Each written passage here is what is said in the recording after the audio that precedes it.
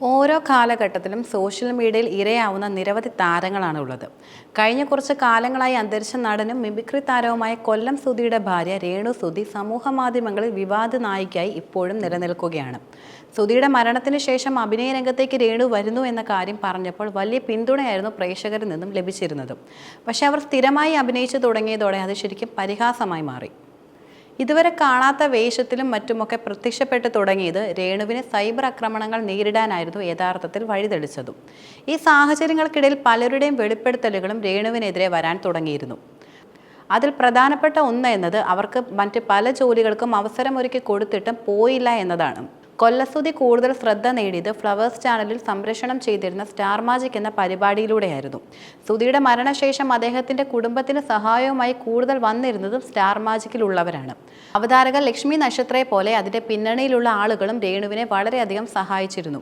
കുടുംബത്തിന്റെ ആശ്രയമായി സുധി മരണപ്പെട്ടതിന് ശേഷം രേണുവിന് ഒരു ജോലി നേടുക എന്നതായിരുന്നു ആദ്യ ലക്ഷ്യം. അതിനുവേണ്ടി പല ജോലിയുടെ ഓഫറുകളും അവർക്ക് നൽകുകയും ചെയ്തിരുന്നു. സർക്കാർ ജോലി കിട്ടുന്നതിന് വേണ്ടി വരെ ശ്രമിച്ചിരുന്നു എന്നാണ് സ്റ്റാർ മാജിക്കിന്റെ സംവിധായകനായ അനൂപ് ഒരിക്കൽ പറഞ്ഞിരുന്നത്.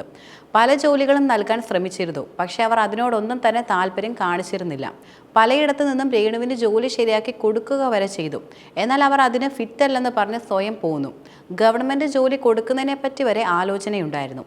തുടർന്നാണ് ഈ ഫീൽഡിലേക്ക് പോകുന്നത്. ഇപ്പോൾ കൂടുതലും അവരുടെ വീഡിയോസൊക്കെ വന്നു തുടങ്ങിയിരിക്കുകയാണ്. അതിനെക്കുറിച്ച് എനിക്ക് വ്യക്തമായി അറിയില്ല, പക്ഷേ അഭിപ്രായം പറയുവാൻ കഴിയും. എന്നാൽ അവരുടെ ജീവിതത്തിൽ കയറി ഇടപെടേണ്ടതില്ലെന്ന് അനൂപ് പറയുന്നത്. ഇത് പുറത്തു വന്നതിന് ശേഷം രേണുവിന് വീണ്ടും വിമർശനങ്ങൾ കൂടുതൽ ഉയർന്നു. ജോലി ചെയ്യുകയോ പൈസ ഉണ്ടാക്കുകയോ അല്ല ഇവരുടെ ലക്ഷ്യമെന്നും അങ്ങനെയെങ്കിൽ കിട്ടിയ ജോലി നഷ്ടപ്പെടുത്തുമായിരുന്നോ എന്നൊക്കെ തുടങ്ങി നിരവധി ചോദ്യങ്ങളാണ് പലരും ഉന്നയിച്ചത്.